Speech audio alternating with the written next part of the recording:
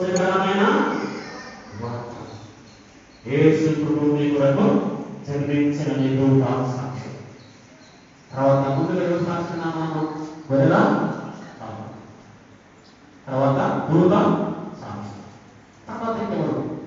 నక్షత్రం. నక్షత్రాలు ఎంత? అంతఃస్వరంలోకి వెళ్తున్నాం. చదవండి మీరే కదా. ఏదైతే చదవండి. అంతఃస్వరానికి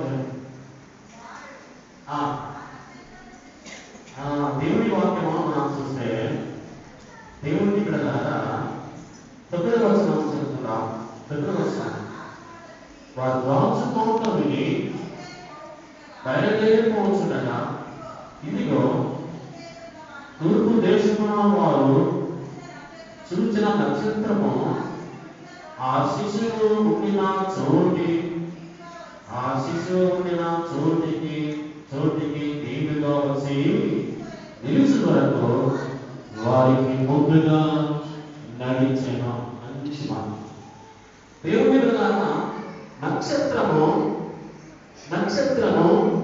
యేసు ప్రభువుకి వచ్చి ప్రకటించడానికి, చూపించడానికి ఆ జ్ఞానులకు నక్షత్రం ఏం చేసిందట?